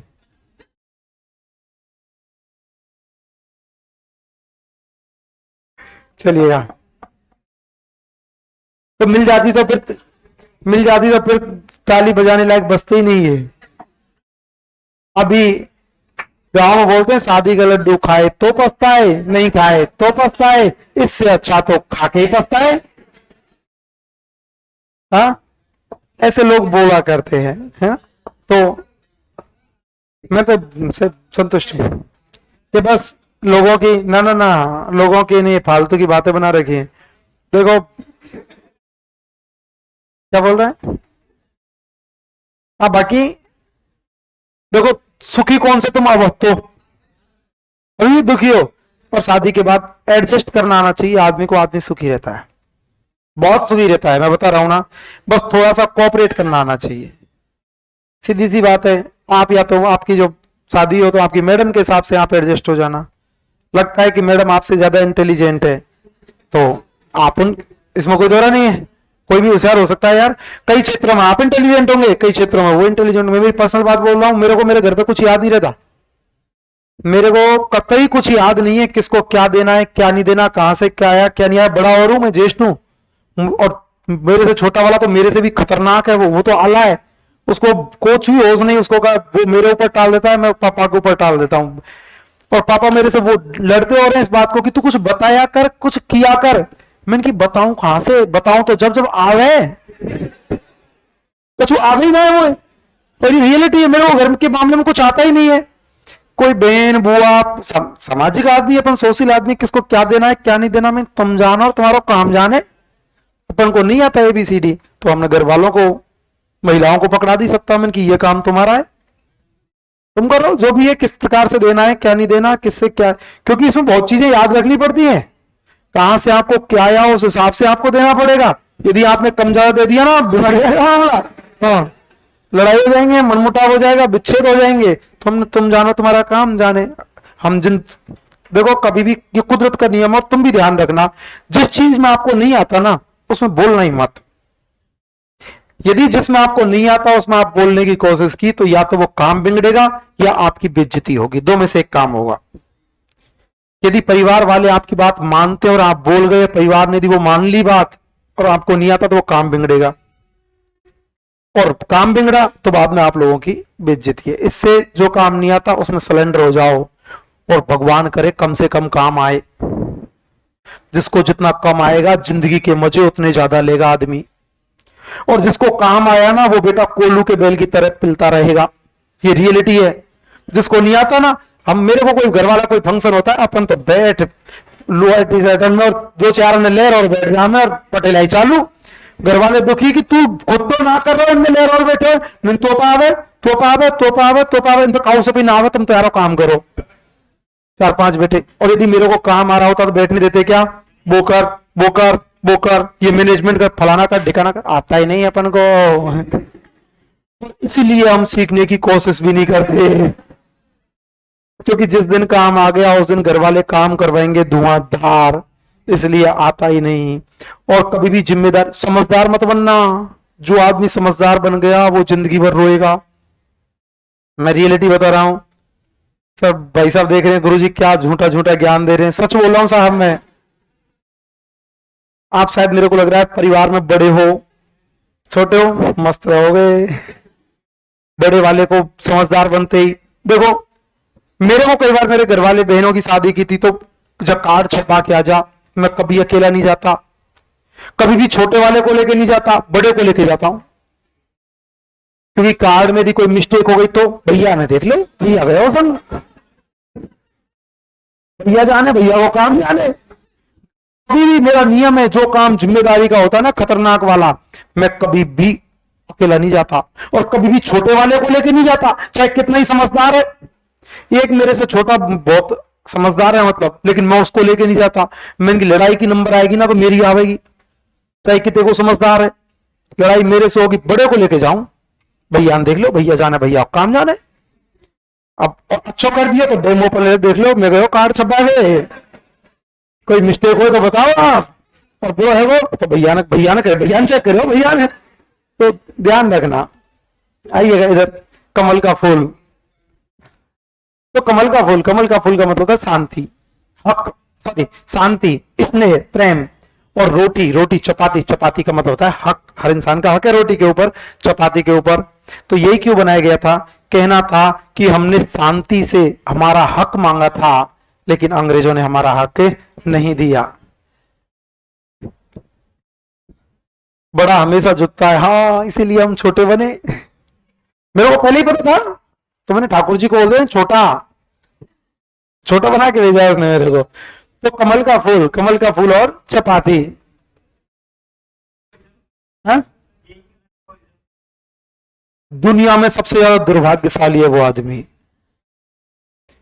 जिस दुनिया में जो अकेला भाई है ना, उससे ज्यादा दुर्भाग्यशाली धरती पर कोई दूसरा नहीं। इस बात का ध्यान रखना जिंदगी में। वो तो इतना दुर्भाग्यशाली है साहब। ये तो बालकांड में रामायण में लिखा गया है कि सहोदर भ्राता होना बहुत खुश नसीब होता है। जिसके भाई नहीं है साहब, वो तो किसी से सलाह लेने वाला भी नहीं। वो सोचो अपनी जिंदगी कैसे काटता होगा जिस आदमी के पास बात करने के लिए इंसान नहीं है। यदि कोई घर का दर्द है ना, किसी को बता नहीं सकता, और बहुत बड़ी खुशी है तो किसी को जता नहीं सकता। घर परिवार में यदि कोई बीमार हो गया तो बेचारा हॉस्पिटल में उसको संभाले या घर पे रहे। मेरा एक कजन है बेचारा, वो अकेला है, और मेरी कजन सिस्टर की तबीयत खराब हो गई थी, तो मैं 15 दिन छुट्टी की थी मैंने कोचिंग की कंटिन्यू। अब चाहे कितनी छुट्टी कर लो, लेकिन उसके घर की पर्सनल बात जो है, मैं हॉस्पिटल ही तो बैठ सकता हूँ, घर की पर्सनल बात वो मेरे को नहीं बता सकते। मैं हॉस्पिटल रहा था 15 दिन कंटिन्यू, तब उसने कहा था कि आज मुझे रियलाइज हुआ कि अकेला होना कितना दुर्भाग्य की बात हुआ करती है। सच में ही, बुरा मत मानना कोई अकेला हो तो कि सर क्या बोल रहे हैं, लेकिन कौन कौन है अकेले भाई? और ये तो सभी खुश से लग रहे हैं, करे हम खुश हैं। चलो बढ़िया, भगवान आपको हमेशा खुश रखे, ऐसी कामना करते हैं, लेकिन परिस्थितियां बहुत वैसी आती है। हाँ, कमल का फूल, तो कमल के फूल को अपन काम में कैसे लिया करते थे? तो कमल के फूल को काम में से, सपोज करो एक गांव ये, एक गांव ये, एक गांव ये, क्रांति कर दी इस गांव के लोगों ने, सूचना पहुंचानी है इस गांव को। पहले मोबाइल फोन थोड़ी थे, फोन कर दिया, होगो काम, तुम भी कर दो।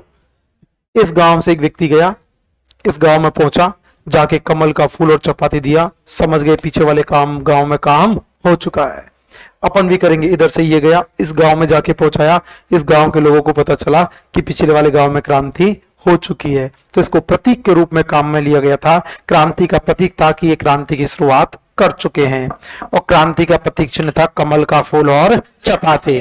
प्रतीक क्या था? कमल का फूल और चपाती। पहला कारण गोद निषेध था, पहला कारण। दूसरा कारण, दूसरा कारण, तीसरा कारण लाल किला, तीसरा कारण। चौथा कारण एनफील्ड राइफल, चौथा कारण। एनफील्ड से पहले कौन सी? ब्राउन ड्रेस, कौन सी? प्रतीक चिन्ह क्या था? कमल का फूल और चपाती। क्या था? राजस्थान में मराठाओं का पहला राजनीतिक हस्तक्षेप कहाँ हुआ? बूंदी। कहाँ हुआ? कब हुआ? 1733। कब हुआ? कितने में नहीं हुआ? 2। कितने में? Number 1, number 1, number 2, number 2। सहायक संधि का जनक कौन है? कौन है? अंग्रेज अधिकारी चार्ल्स मैटकॉफ, अंग्रेज अधिकारी। कितने में नहीं करवाई? 3। कितने में? Number 1, number 1, number 2, number 2, number 3, number 3। सबसे पहले किसने की? भरतपुर। किसने?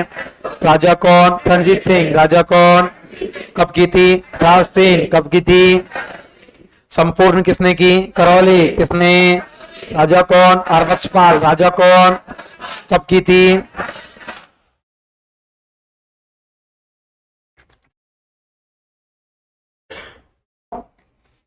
राजा कौन? शिव सिंह। अंत में किसने की? सिरोही। अंत में राजा कौन? राजा कौन? कब की थी? 1823। कब की थी? पहला कारण क्या था? गोद निषेध प्रथा, पहला कारण। दूसरा कारण अयोग्य शासक, दूसरा कारण। तीसरा कारण लाल किला, तीसरा कारण। तात्कालिक कारण एनफील्ड राइफल, तात्कालिक कारण। एनफील्ड से पहले ब्राउन ड्रेस, एनफील्ड से पहले कारतूस काई का बनता था? गाय और सुअर, काई का। प्रतीक चिन्ह क्या था? कमल का फूल और चपाती। प्रतीक चिन्ह क्या था? कमल का फूल और चपाती हुआ करता था। अब बात यह आती है किस प्रकार से क्रांति की शुरुआत होती है। तो एक सैनिक छावनी थी जिसका नाम था बैरकपुर। मौके की बोल रहा हूं मैं आपको, बोलो पूछ रही कुछ। बैरकपुर, बैरकपुर सैनिक छावनी थी पश्चिम बंगाल। और बैरकपुर सैनिक छावनी के अंदर एक भारतीय सैनिक था मंगल पांडे। 34वीं नेटिव इन्फेंट्री थी। अभी मौखिक सुना रहा हूं, अगली क्लास में, अब तो मंडे को होगी सर, मंडे को याद करवाऊंगा। 34वीं नेटिव इन्फेंट्री में एक सैनिक था मंगल पांडे। 2 अंग्रेज अधिकारी थे, ह्यूडसन ऑफ बाग। ह्यूडसन ऑफ बाग ने मंगल पांडे को बोला कि मंगल पांडे कारतूस खोल और गोली चला। मंगल पांडे को बोला कि मंगल पांडे कारतूस खोल और गोली चला। मंगल पांडे ने कहा, ओ अंग्रेजों सुनो मेरी बात, ये तुम्हारा कारतूस है ना, ये गाय और सुअर की चर्बी से बनता है और इसको मुंह से खोलना पड़ता है।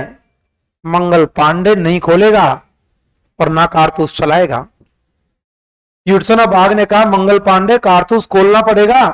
मंगल पांडे ने कहा, दिमाग में से गलतफहमी निकाल दीजो, कारतूस ना मंगल पांडे खोलेगा ना मंगल पांडे कारतूस चलाएगा। लेकिन ह्यूडसन ऑफ बाग ने मजबूर कर दिया कि मंगल पांडे कारतूस खोलना पड़ेगा, गोली चलानी पड़ेगी। मंगल पांडे ने कहा, यदि खोलना पड़ा ना तो बेटा एक नहीं 2 खोलूंगा, यदि खोलना पड़ा ना तो एक नहीं 2 खोलूंगा और दोनों की दोनों को टपका दूंगा, ध्यान रख लेना इस बात का। जरा दिमाग मत लगाना। अंग्रेजों ने कहा ठीक है, दो खोल दे। मंगल पांडे ने कहा आजा। अरे यार ये तो दूसरी वाली, ये तो आवाज दूसरी वाली आ गई यार। और दूसरा भी खोल दिया उसने, है ना।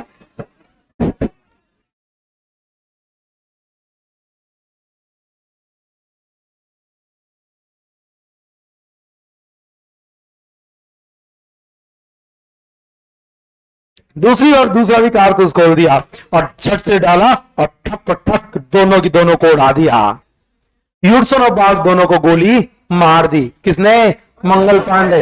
आइए अपना मंगल। बहुत मजा आएगा क्रांति में। कई लोग बोल रहे ना क्रांति तो बहुत, तुम्हारे बैच में पढ़ाई थी, खूब मजा आएगा क्रांति में, खतरनाक। अरे यार गोलियों पे गोली, और हम मॉडर्न लोग हैं, हम मारेंगे गोलियां हक लगा के और ठोकेंगे। तुम देखो तो सही, अभी ह्यूडसन और बाग दोनों की दोनों को गोली मार दी गई। ह्यूडसन और बाग को गोली मार दी। अंग्रेजों को इस बात का पता चला कि मंगल पांडे अंग्रेज मारे तो उन्हें। मंगल पांडे ने कहा नेतागिरी करो, दोनों नवाल मारो। अंग्रेजों ने कहा कि मंगल पांडे के सामने मत जाना, बहुत बड़ा क्रांतिकारी है, बहुत बड़ा सैनिक है, सामने मत जाना। अंग्रेज इनके सामने नहीं आए। जहां जहां पर सामने आए ना, वहां वहां पर उनको पोटास कर दिया था। सामने आया था मैकमोसन, गर्दन काटी, आउवा पे टांगी। सामने आया था बर्टन, बर्टन को देसी भाषा में बात करें तो कुटुम नाइट कर दी बर्टन की। कुटुम नाइट समझते हो? परिवार में दीपक जलाने वाला नहीं छोड़ा आदमी। बर्टन मारा। बर्टन के दोनों बेटे मारे थे, फ्रैंक बर्टन और थर बर्टन, दोनों की दोनों को मारा था। जो जो सामने आया उसको ठोका था हमने। अंग्रेजों का सामने मत आना, एक काम करो उसको फांसी दे दो, सामने मत चले जाना, फांसी दे दो इनको। और मंगल पांडे को फांसी दे दी गई साहब। मंगल पांडे को जब फांसी दे दी गई ना, तो पूरा भारत एक हो गया था। यदि हिंदुस्तान कहीं पर एक नजर आता है तो वो दो ही कंडीशन है। पहली कंडीशन, या तो भारत पाकिस्तान का वर्ल्ड कप का मैच होगा, भारत पाकिस्तान का मैच होगा ना, उस दिन पूरा हिंदुस्तान एक नजर आता है। उस दिन तो अपनी बहनें भी बोलती हैं, हे भगवान आज तो बुमराह सेंचुरी कर दे। इनको ये नहीं पता बुमराह बॉलर है या बैट्समैन है, लेकिन एक इच्छा होती है कि हे भगवान आज तो पाकिस्तान हारना चाहिए। मेरी माँ मेरे को अक्सर टीवी का रिमोट नहीं देती, छुपा लेती है। मैं घर पहुंचता हूँ, पता है कि माँ टीवी सीरियल देखती रहती है, हम जाके कुछ फालतू किया तो न्यूज लगा देंगे, पिक्चर लगा देंगे, मैच लगा देंगे, अक्सर मैच लगा देते हैं। तो माँ ने रिपोर्ट छुपा लिया। मैं मम्मी मम्मी भारत पाकिस्तान का मैच है आज तो, अभी वर्ल्ड कप में नहीं, भारत पाकिस्तान का मैच, भारत को पाकिस्तान से हाँ लगा। मैं माँ को क्या पता है। और अक्सर बॉलर क्या होता है कि दूर से जब मतलब फास्ट बॉलर बॉल फेंकता है ना, तो बल्ला अड़ते ही बाउंड्री चली जाती है, कई बार ऐसा होता है। और नजदीक से फेंकता है तो छुपके से फेंकता है वो, और उसकी बॉलों को स्लो ही खेलता है अक्सर बैट्समैन। ये नियम हुआ करता है। अक्सर फास्ट बॉलर की बॉल पे विकेट भी ज्यादा आते हैं, रन भी ज्यादा आते हैं। तो माँ जोर से फेंके, चौका, देखिए भाग भाग के फेंके, नहीं चौकत बावे ये। और रोने लग गई थी फाइनल वाले मैच वाले दिन। मेरी माँ ने, जिसने मैच देखा होगा वही रोने लग गए थे। महिला तो रोने लगी गई थी फाइनल वाले दिन, क्योंकि इंडिया हार गया था यार, सारे मैच जीत रहे थे, लास्ट में हार गया था। तो और चुप और नहीं रहती, गाली देती रहती है। बॉलर जब बॉल डालता है चौका चले, गाली देती है, धुआंधार गाली देती है। ई नंबे हरानो को भारत है, फलाना ढिकानो। मेरी मम्मी नहीं आ रहे तो टेंशन मत करो। उस दिन पूरा भारत एक नजर आता है। या फिर भारत एक नजर आता है तो भारत का कोई फौजी भाई शहीद हो गया, यदि कोई सैनिक शहीद हो गया ना, उस दिन पूरा भारत एक नजर आता है। फौजी की कोई माँ नहीं और कोई बहन नहीं, कोई बाप नहीं और कोई भाई नहीं। हिंदुस्तान का हर नागरिक फौजी की माँ है, फौजी की बहन है, फौजी का भाई और फौजी का संरक्षक हुआ करता है। कोई जात पात नहीं होती वहां पे। जब फौजी की बात आती है तो सब लोग एक हो जाते हैं। पुलवामा हमला हुआ था साहब, फौजी मारे गए थे, वीर गति को प्राप्त हुए थे हमारे सैनिक। उस दिन मुझे लगा था कि यहां से अपनी बेटियों ने, बहनों ने कैंडल मार्च की थी विधानसभा के सामने तक, मोमबत्ती हाथ में लेके 7-8 किलोमीटर विधानसभा यहां से। और हमारी बेटियां गई थी जिनके हाथ जल गए थे मोमबत्तियों से, लेकिन मोमबत्ती को नहीं छोड़ा और अपने फौजी भाइयों की शांति के लिए वो यहां से पहुंची थी कैंडल मार्च लेके। मैं अक्सर इनकी बुराइयां करता रहता हूं, ये सिर्फ नाम मात्र की हैं, बुराई तो और भी ज्यादा है, लेकिन वास्तव में वीर रही हैं, ये बहादुर रही है, वीरांगना रही है राजस्थान के अंदर। ये बात मजाक की हुआ करती है। फौजी यदि शहीद हो गया तो पूरा हिंदुस्तान एक नजर आता है साहब। मंगल पांडे को फांसी दे दी गई। फटाफट बोलो, मराठा राजस्थान पहली बार कहाँ आए थे, कहाँ पर, कब आए थे, कब आए थे, कितने में नहीं आए, कितने में, नंबर एक, नंबर एक, नंबर दो, नंबर दो, सहायक संधि का जनक कौन है, कौन है, राजस्थान में सर्वाधिक किसने करवाई, किसने, कितने में नहीं करवाई, कितने, नंबर एक, नंबर एक, नंबर दो, नंबर दो, नंबर तीन, नंबर तीन, सहायक संधि की शुरुआत राजस्थान में किसने की, किसने, राजा कौन, राजा कौन, कब की थी, कब की थी, पूर्ण रूप से, पूर्ण रूप से, राजा कौन, राजा कौन, कब की थी, कब की थी, अंत में, ओ अंत में, अंत में, राजा कौन, राजा कौन, कब की थी, कब की थी,